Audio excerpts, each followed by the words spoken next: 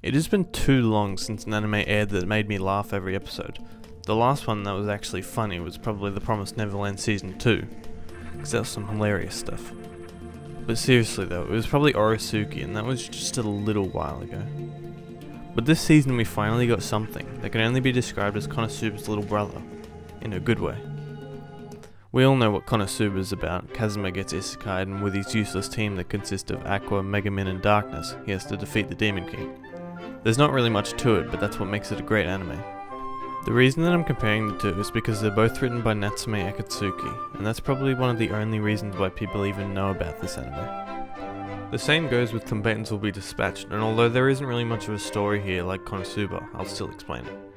Our main character, Agent 6, is part of a villainous corporation called Kisaragi, and their goal is to conquer the universe, and to do this, 6 is sent to the Kingdom of Grace, which he must infiltrate with his companion Alice.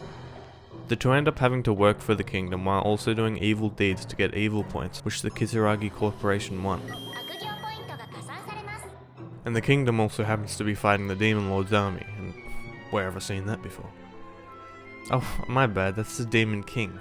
Very different. Demon Lord, Demon King, they're not the same.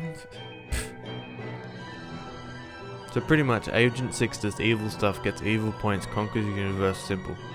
That's pretty much it, so if you're looking for an in-depth story, you're in the wrong place.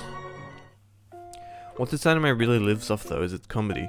Just like Konosuba, Combatants Will Be Dispatched really shines if looked at it from the point of view of, is this funny? Because it is. There were many times where it's gotten me to laugh out loud, and let me tell you, that's quite a rare occurrence for anime. Because if you're anything like me, seeing the reoccurring jokes like, haha funny, that guy fell into a milker's.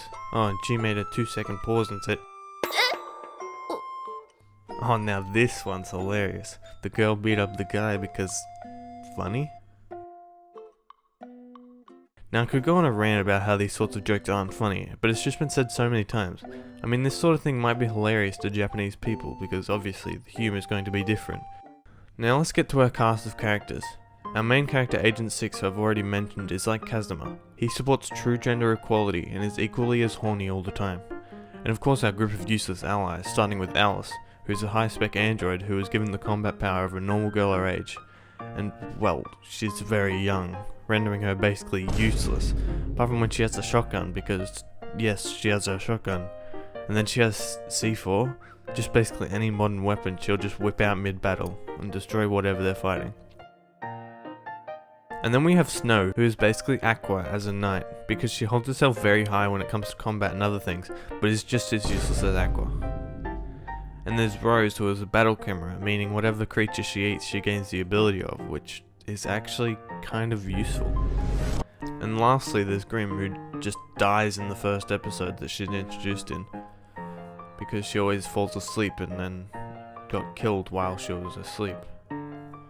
Her ability is to use curses that have the chance to rebound back to Grim, and at first it seems that she can't walk because she's in a wheelchair, but it's actually because one of the curses that she used backfired and made her not able to wear shoes ever again.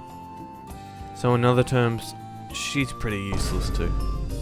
But honestly, who cares if they're useless, because they are some lovable characters after their introductions, where you actually get to see what they're all about.